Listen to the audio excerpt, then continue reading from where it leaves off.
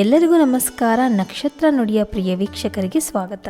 ಸಿಂಹರಾಶಿಯವರೇ, ಸೂರ್ಯನಂತೆ ಪ್ರಕಾಶಮಾನವಾದ ವ್ಯಕ್ತಿತ್ವ, ಗೌರವ ಮತ್ತು ಆತ್ಮಾಭಿಮಾನ ನಿಮ್ಮ ಶಕ್ತಿ.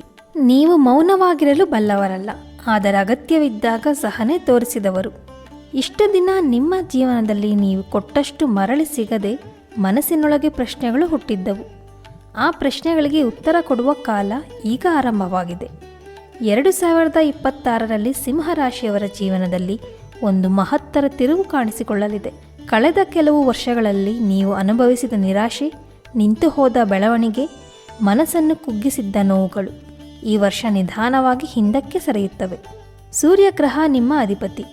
ಈ ವರ್ಷ ನಿಮ್ಮ ಆತ್ಮಬಲವನ್ನು ಮತ್ತಷ್ಟು ಬಲಪಡಿಸುತ್ತಾನೆ. ನಿಮ್ಮೊಳಗೆ ನಾಯಕತ್ವ ಗುಣ ಮತ್ತೆ ಹೊರಗೆ ಬರುತ್ತದೆ. ಇಷ್ಟು ದಿನ ಮೌನವಾಗಿದ್ದವರು ಈಗ ಧೈರ್ಯವಾಗಿ ಮಾತನಾಡುವ ಸಮಯ ಬಂದಿದೆ.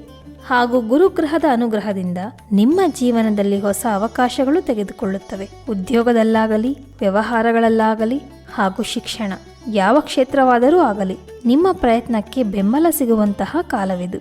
ಶನಿ ಗ್ರಹದ ಪ್ರಭಾವ ಇಷ್ಟು ದಿನ ನಿಮ್ಮನ್ನು ಒತ್ತಡಕ್ಕೆ ಒಳಪಡಿಸಿದ್ದರೂ 2026ರಲ್ಲಿ ಅದೇ ಶನಿ ನಿಮ್ಮನ್ನು ಶಿಸ್ತು ಮತ್ತು ಸ್ಥಿರತೆಯ ದಾರಿಯಲ್ಲಿ ಮುನ್ನಡೆಸುತ್ತಾನೆ.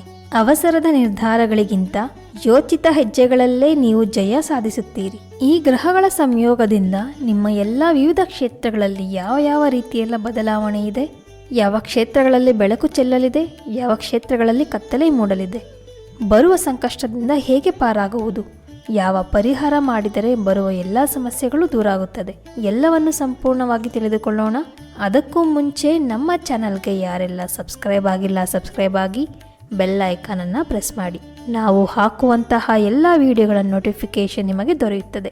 ಹಾಗೆ ಯಾರೆಲ್ಲ ಸಿಂಹರಾಶಿಯವರಿದ್ದಾರೆ, ನಿಮ್ಮ ರಾಶಿಗೆ ಒಂದು ಲೈಕ್ ಕೊಡಿ, ನಮೋ ನಾರಾಯಣಾಯ ಎಂದು ಕಮೆಂಟ್ ಮಾಡಿ.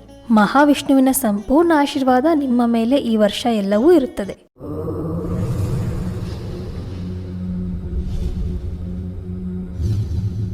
ಇನ್ನು ನಿಮ್ಮ ವಿವಿಧ ಕ್ಷೇತ್ರಗಳಲ್ಲಿ ಯಾವ ರೀತಿಯ ಬದಲಾವಣೆ ಆಗುತ್ತೆ ಅಂತ ನೋಡುವುದಾದರೆ, ವೃತ್ತಿ ಜೀವನದಲ್ಲಿ ಸಿಂಹರಾಶಿಯವರೇ ನಾಯಕತ್ವ ನಿಮ್ಮ ರಕ್ತದಲ್ಲಿಯೇ ಇದೆ. ನೀವು ಯಾವ ಸ್ಥಳದಲ್ಲಿ ಇದ್ದರೂ ಗಮನ ನಿಮ್ಮತ್ತ ತಾನಾಗಿಯೇ ಬರುತ್ತದೆ. ಆದರೆ 2026ರಲ್ಲಿ ನಿಮ್ಮ ವೃತ್ತಿ ಜೀವನದಲ್ಲಿ ಪ್ರಶಂಸೆಗೂ ಮುನ್ನ ಪರೀಕ್ಷೆಗಳು ಎದುರಾಗಲಿದೆ. ಏರಿಕೆಗೂ ಮೊದಲು ಒತ್ತಡಗಳು ಎದುರಾಗಲಿವೆ. ಈ ವರ್ಷ ನಿಮ್ಮ ಕೆಲಸದ ಜಾಗದಲ್ಲಿ ನಾನು ಮಾಡಿದ ಕೆಲಸ ಕಾಣಿಸುತ್ತಿಲ್ಲ, ನನ್ನ ಶ್ರಮಕ್ಕೆ ಮೌಲ್ಯ ಸಿಗುತ್ತಿಲ್ಲ ಎಂಬ ಭಾವನೆ ಕೆಲ ಸಮಯ ಕಾಣಬಹುದು. ಇದು ನಿಮ್ಮ ಅಸಮರ್ಥತೆಯಿಂದ ಅಲ್ಲ, ಗ್ರಹಗಳ ಚಲನೆಯಿಂದ ಉಂಟಾಗುವ ತಾತ್ಕಾಲಿಕ ಹಂತ ಎಂದು ತಿಳಿದುಕೊಳ್ಳಿ. ವರ್ಷದ ಆರಂಭದಲ್ಲಿ ಮೇಲಧಿಕಾರಿಗಳೊಂದಿಗೆ ಅಭಿಪ್ರಾಯ ಭಿನ್ನತೆ ಹಾಗೂ ಸಹೋದ್ಯೋಗಿಗಳಿಂದ ಅಸೂಯೆ ಉಂಟಾಗಬಹುದು. ನಿಮ್ಮ ತೀರ್ಮಾನಗಳನ್ನು ಪ್ರಶ್ನಿಸುವ ಸಂದರ್ಭಗಳು ಎದುರಾಗಬಹುದು. ಇಲ್ಲಿ ಸಿಂಹರಾಶಿಯವರು ಒಂದು ವಿಷಯ ನೆನಪಿಟ್ಟುಕೊಳ್ಳಬೇಕು, ಅಹಂಕಾರಕ್ಕಿಂತ ಸಹನೆ ಇಲ್ಲಿ ಗೆಲುವು ತರುತ್ತದೆ. 2026ರಲ್ಲಿ ಮೊದಲಾರ್ಧದಲ್ಲಿ ಉದ್ಯೋಗದಲ್ಲಿ ಇರುವವರಿಗೆ ಕೆಲಸದ ಒತ್ತಡ ಹೆಚ್ಚಾಗುತ್ತದೆ. ಹೆಚ್ಚುವರಿ ಜವಾಬ್ದಾರಿಗಳು ಬರಬಹುದು, ಆದರೆ ಅದಕ್ಕೆ ತಕ್ಕಷ್ಟು ತಕ್ಷಣದ ಲಾಭ ಕಾಣಿಸುವುದಿಲ್ಲ. ಆದರೆ ಇದೇ ನಿಮ್ಮ ಮುಂದಿನ ಏರಿಕೆಯ ಬೀಜವಾಗುತ್ತದೆ. ವ್ಯಾಪಾರ ಮಾಡುವ ಸಿಂಹರಾಶಿಯವರಿಗೆ ಈ ವರ್ಷ ನಿಧಾನವಾದ ಬೆಳವಣಿಗೆ ಕಾಣುತ್ತದೆ. ಹೊಸ ವ್ಯವಹಾರ ಆರಂಭಿಸಲು ತೀವ್ರ ಆತುರ ತೋರಬೇಡಿ. ಸಹಭಾಗಿತ್ವದಲ್ಲಿ ಮಾಡುವ ವ್ಯವಹಾರಗಳಲ್ಲಿ ಸ್ಪಷ್ಟ ಒಪ್ಪಂದಗಳಿಲ್ಲದೆ ಮುಂದುವರಿದರೆ ನಷ್ಟದ ಸಾಧ್ಯತೆ ಹೆಚ್ಚಾಗಿರುತ್ತದೆ. 2026ರ ಮಧ್ಯಭಾಗದಲ್ಲಿ ನಿಮ್ಮ ವೃತ್ತಿ ಜೀವನದಲ್ಲಿ ತಿರುವು ಆರಂಭವಾಗುತ್ತದೆ. ನಿಮ್ಮ ಶ್ರಮವನ್ನು ಗಮನಿಸುವವರು ನಿಧಾನವಾಗಿ ಮುಂದೆ ಬರುತ್ತಾರೆ. ಹಳೆಯ ಕೆಲಸದ ಅನುಭವಗಳು, ಹಿಂದೆ ಮಾಡಿದ ಒಳ್ಳೆಯ ಕೆಲಸಗಳು ಈಗ ಫಲ ನೀಡುವಂತಹ ಸಮಯ ಶುರುವಾಗಿದೆ. ಇನ್ನು ಉದ್ಯೋಗ ಬದಲಾವಣೆಗಾಗಿ ಪ್ರಯತ್ನಿಸುತ್ತಾ ಇರುವವರಿಗೆ ಈ ವರ್ಷ ತುಂಬಾ ಉತ್ತಮವಾಗಿದೆ. ಆದರೆ ತಕ್ಷಣ ತೀರ್ಮಾನ ಮಾಡದೆ 2 ಬಾರಿ ಯೋಚಿಸಿ ಹೆಜ್ಜೆ ಇಡುವುದು ಒಳಿತು. ಹೆಸರು, ಹುದ್ದೆ, ಸ್ಥಾನಮಾನಕ್ಕಿಂತ ಸ್ಥಿರತೆ ಮತ್ತು ಗೌರವ ಮುಖ್ಯವಾಗುವ ವರ್ಷ ಇದು. ಸರ್ಕಾರಿ ಉದ್ಯೋಗ, ಪೊಲೀಸ್ ಸೇನೆ, ಆಡಳಿತ, ಶಿಕ್ಷಣ ಹಾಗೂ ರಾಜಕೀಯ ಕ್ಷೇತ್ರಗಳಲ್ಲಿ ಇರುವವರಿಗೆ ಈ 2026 ಮಹತ್ವದ ವರ್ಷವಾಗಬಹುದು. ಆದರೆ ನಿಯಮ ಪಾಲನೆ ಮತ್ತು ಶಿಸ್ತಿನಲ್ಲಿ ಯಾವುದೇ ಸಡಿಲತೆ ತೋರಬಾರದು. ವರ್ಷದ ಕೊನೆಯಲ್ಲಿ ನಿಮ್ಮ ವೃತ್ತಿ ಜೀವನದಲ್ಲಿ ಮಾನಸಿಕ ತೃಪ್ತಿ ಹೆಚ್ಚಾಗುತ್ತದೆ. ನಾನು ಕಷ್ಟಪಟ್ಟಿದ್ದು ವ್ಯರ್ಥವಾಗಲಿಲ್ಲ ಎಂಬ ಭಾವನೆ ನಿಮ್ಮೊಳಗೆ ಮೂಡುತ್ತದೆ. ಸಿಂಹರಾಶಿಯವರೇ, 2026 ಒಂದೇ ದಿನದಲ್ಲಿ ಯಶಸ್ಸು ಕೊಡುವಂತಹ ವರ್ಷವಲ್ಲ, ಆದರೆ ನಿಮ್ಮ ಸ್ಥಾನವನ್ನು ಶಾಶ್ವತವಾಗಿ ಬಲಪಡಿಸುವಂತಹ ವರ್ಷ. ತಾಳ್ಮೆ, ಶಿಸ್ತು ಮತ್ತು ವಿವೇಕ, ಈ 3 ನಿಮ್ಮ ವೃತ್ತಿ ಜೀವನದ ರಕ್ಷಾ ಕವಚಗಳು. ಇನ್ನು ಸಿಂಹರಾಶಿಯವರೇ, ನಿಮ್ಮ ಹಣಕಾಸಿನ ಸ್ಥಿತಿ ನೋಡುವುದಾದರೆ ಈ ವರ್ಷ ಹಣ ಬರುತ್ತದೆ, ಆದರೆ ನಿಲ್ಲುವುದಿಲ್ಲ ಅನ್ನುವ ಸ್ಥಿತಿ ಕೆಲಕಾಲ ಕಾಡಬಹುದು. ಅಗತ್ಯವಿಲ್ಲದ ಖರ್ಚುಗಳು, ಕುಟುಂಬ ಸಂಬಂಧಿತ ವೆಚ್ಚಗಳು, ಆಡಂಬರಕ್ಕೆ ಹೆಚ್ಚು ಖರ್ಚು ಮಾಡುವ ಮನಸ್ಸು ನಿಮ್ಮ ಉಳಿತಾಯವನ್ನು ಕುಗ್ಗಿಸಬಹುದು. ವರ್ಷದ ಮೊದಲಾರ್ಧದಲ್ಲಿ ಸಾಲ ಕೊಡುವುದು ಅಥವಾ ತ್ವರಿತ ಲಾಭದ ಆಸೆಯಲ್ಲಿ ಹೂಡಿಕೆ ಮಾಡುವುದು ನಷ್ಟಕ್ಕೆ ಕಾರಣವಾಗಬಹುದು. ವ್ಯಾಪಾರ ಮಾಡುವ ಸಿಂಹರಾಶಿಯವರು 2026ರಲ್ಲಿ ಲಾಭ ಕಡಿಮೆ ಆದರೆ ಸ್ಥಿರ ಆದಾಯ ಕಾಣಬಹುದು. ಇನ್ನು ನಿಮ್ಮ ಆರೋಗ್ಯ ಸ್ಥಿತಿ ನೋಡುವುದಾದರೆ 2026ರಲ್ಲಿ ನಿಮ್ಮ ದೇಹಕ್ಕಿಂತ ಮನಸ್ಸು ಹೆಚ್ಚು ದಣಿವನ್ನು ಅನುಭವಿಸುತ್ತದೆ. ಅತಿಯಾದ ಕೆಲಸ, ನಿದ್ರೆ ಕೊರತೆ, ಒತ್ತಡದಿಂದ ಉಂಟಾಗುವ ತಲೆನೋವು, ರಕ್ತದ ಒತ್ತಡ, ಹೃದಯ ಸಂಬಂಧಿತ ಎಚ್ಚರಿಕೆಗಳು ಕಾಣಬಹುದು. ವಿಶೇಷವಾಗಿ ಮಧ್ಯ ವಯಸ್ಸಿನ ಸಿಂಹರಾಶಿಯವರು ಆರೋಗ್ಯವನ್ನು ನಿರ್ಲಕ್ಷ್ಯ ಮಾಡಬಾರದು. ಅನಿಯಮಿತ ಆಹಾರ, ಹೆಚ್ಚು ಖಾರ, ಎಣ್ಣೆಯ ಪದಾರ್ಥಗಳು ಹಾಗೂ ಕೋಪವನ್ನು ಹಿಡಿದಿಟ್ಟುಕೊಳ್ಳುವ ನಿಮ್ಮ ಸ್ವಭಾವ ಆರೋಗ್ಯಕ್ಕೆ ಹಾನಿ ಮಾಡಬಹುದು. ಯೋಗ, ಪ್ರಾಣಾಯಾಮ ಮಾಡುವುದರಿಂದ ಆರೋಗ್ಯದಲ್ಲಿ ಸುಧಾರಣೆ ಕಾಣುತ್ತದೆ.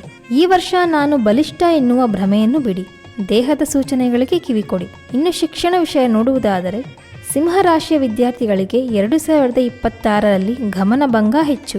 ಬುದ್ಧಿ ಇದೆ, ಸಾಮರ್ಥ್ಯವೂ ಇದೆ, ಆದರೆ ನಿರಂತರ ಕೊರತೆ ಕಾಣಬಹುದು. ಮೊಬೈಲ್, ಸ್ನೇಹ ವಲಯ, ಅತಿಯಾದ ಆತ್ಮವಿಶ್ವಾಸ ಅಭ್ಯಾಸಕ್ಕೆ ಅಡ್ಡಿಯಾಗಬಹುದು. ಆದರೆ ಒಮ್ಮೆ ಮನಸ್ಸು ಕೇಂದ್ರೀಕರಿಸಿದರೆ ಉತ್ತಮ ಫಲಿತಾಂಶ ಖಂಡಿತ ಸಿಗುತ್ತದೆ. ಪರೀಕ್ಷೆ ಬರೆಯುವ ವಿದ್ಯಾರ್ಥಿಗಳಿಗೆ ಈ ವರ್ಷ ಕಠಿಣವಾಗಿದೆ ಅನ್ನಿಸಬಹುದು. ಆದರೆ ಶಿಸ್ತುಬದ್ಧ ಅಧ್ಯಯನ ಮಾಡಿದರೆ ಫಲ ನಿರಾಶೆ ಮಾಡುವುದಿಲ್ಲ. ಉನ್ನತ ಶಿಕ್ಷಣ, ಸ್ಪರ್ಧಾತ್ಮಕ ಪರೀಕ್ಷೆಗಳಲ್ಲಿ ಉತ್ತಮ ಅಂಕಿಗಳನ್ನು ಸಹ ಗಳಿಸುವಿರಿ. 2026ರಲ್ಲಿ ಸಿಂಹರಾಶಿಯವರಿಗೆ ಹಣವನ್ನು ಹಿಡಿದುಕೊಳ್ಳಲು ಶಿಸ್ತು, ಆರೋಗ್ಯವನ್ನು ಕಾಪಾಡಲು ನಿಯಮ, ಶಿಕ್ಷಣದಲ್ಲಿ ಯಶಸ್ಸಿನ ಏಕಾಗ್ರತೆ, ಈ 3 ತುಂಬ ಅಗತ್ಯ. ಈ 3ಅನ್ನು ಪಾಲಿಸಿದರೆ ಈ ವರ್ಷ ನಿಮಗೆ ಪಾಠ ನೀಡುವ ಜೊತೆಗೆ ನಿಮ್ಮ ಭವಿಷ್ಯವನ್ನು ಬಲಪಡಿಸುವ ವರ್ಷವಾಗುತ್ತದೆ. ಈ ವರ್ಷ ನಿಮಗೆ ಎದುರಾಗುವ ಎಲ್ಲ ಸಮಸ್ಯೆಗಳಿಂದ ಪಾರಾಗಲು ಈ ಸಣ್ಣ ಪರಿಹಾರಗಳನ್ನು ಮಾಡಿ. ಇದರಿಂದ ಬರುವ ಎಲ್ಲ ಸಮಸ್ಯೆಗಳು ಪರಿಹಾರವಾಗುತ್ತದೆ. ಪ್ರತಿ ಭಾನುವಾರ ಬೆಳಗ್ಗೆ ಸೂರ್ಯೋದಯ ಆಗುವ ಮೊದಲು ಸೂರ್ಯನಿಗೆ ತಾಮ್ರದ ಪಾತ್ರೆಯಲ್ಲಿ ನೀರನ್ನು ಅರ್ಘ್ಯ ಅರ್ಪಿಸಿ. ನೀರಿನಲ್ಲಿ ಸ್ವಲ್ಪ ಕೆಂಪು ಹೂ ಅಥವಾ ಕೆಂಪು ಕುಂಕುಮ ಹಾಕಿದರೆ ಉತ್ತಮ. ನಂತರ ಓಂ ಸೂರ್ಯಾಯ ನಮಃ ಎಂಬ ಮಂತ್ರವನ್ನು 11 ಬಾರಿ ಜಪಿಸಿ. ಹಾಗೂ ಬಡವರಿಗೆ ಅಥವಾ ಅಗತ್ಯವಿರುವವರಿಗೆ ಗೋಧಿ, ಅಕ್ಕಿ ಅಥವಾ ಬೆಲ್ಲವನ್ನು ದಾನ ಮಾಡಿ. ಸಾಲ ಕೊಡುವಾಗ ಅಥವಾ ಹಣದ ವ್ಯವಹಾರ ಮಾಡುವಾಗ ಮಂಗಳವಾರ ಮತ್ತು ಶನಿವಾರ ತಪ್ಪಿಸಿಕೊಳ್ಳುವುದು ಒಳಿತು. ಇದು ಹಣ ಹೊರಗೆ ಹೋಗುವುದನ್ನು ನಿಯಂತ್ರಣದಲ್ಲಿ ಇಟ್ಟುಕೊಳ್ಳುತ್ತದೆ. ಸಿಂಹರಾಶಿಯವರೇ, ಈ ವರ್ಷ ನಿಮಗೆ ಎಲ್ಲವೂ ಸುಗಮವಾಗಲಿ ಎಂದು ಆಶಿಸುತ್ತಾ ಇದೇ ರೀತಿಯ ಮಾಹಿತಿಗಳೊಂದಿಗೆ ಮುಂದಿನ ಸಂಚಿಕೆಯಲ್ಲಿ ಸಿಗೋಣ. ಧನ್ಯವಾದ.